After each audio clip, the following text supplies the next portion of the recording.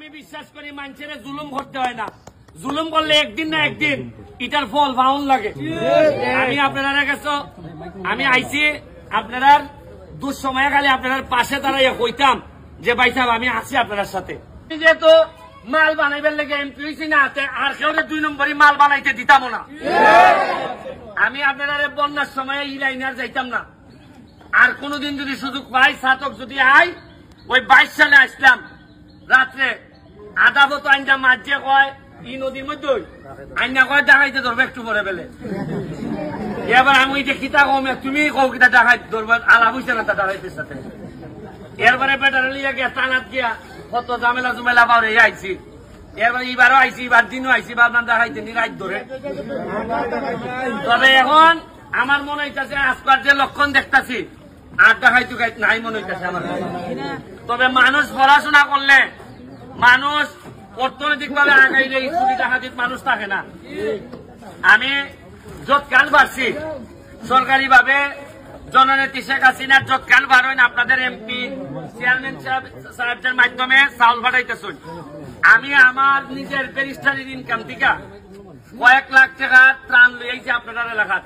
সিলেটও দিয়ে আইছি, এটাই লগিয়া ত্রাণ হিসাবে আইছি না, আইছি যে আমার এলাকার আমার মা বোন বিপদে পড়লে যেভাবে আপনারা যাইবা, আপনারা বিপদে পড়লে আমি আইতাম, এটাই মনুষ্যত্বের দাবি নিয়ে আমি আপনারা এখানে ত্রাণ বড় জিনিস না। আইসি লেগিয়া বিপদে বললে যদি না আইতাম পারি তাহলে কিতা খালি বিয়া শাদী যাইতাম আমরা না কিতা।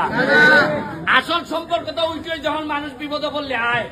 আজকে আমার সোনারঘাট মাধবপুর যদি বিপদে পড়ে আপনারা যাইতেন না আমার লেগে, এতেই কিন্তু আত্মীয়তা তৈরি হয়। মানুষে আগে মনে করতো খালি বোন বিয়া দিলে বুঝি আত্মীয়তা হয়, জি না, খালি বোন বিয়া দিলে যেটা আত্মীয়তা হয় ইটা জামাই হলতে বোন দিয়ে পিঠে। বরং মানুষের দুঃসময়ে খারিয়া যদি আত্মীয়তা হয়, এই যে আজকে আমি আইছি একটা আত্মীয়তা তৈরি হয়েছে না আপনার সাথে। আমার জীবনে যখন আমি বুড়া হয়েছে মিগা, এমন হইতে পারে আপনার পুলাইনটা আমার চাই লেখা হইতে পারে। ওই বছর ওই যে বেটা যে আমরা যখন ছোট আসলাম ওই ব্যারিস্টার সুমন আইছিল, আই আমরা সাহায্য করে গেছে। এমন হইতে পারে আপনারই একটা ফুলা আমার শেষ বয়সে বুড়া বয়সে আমার টানতে পারে। ওনার আল্লাহর হিসাব নিকাশ বড় বোঝা বড় মুশকিল।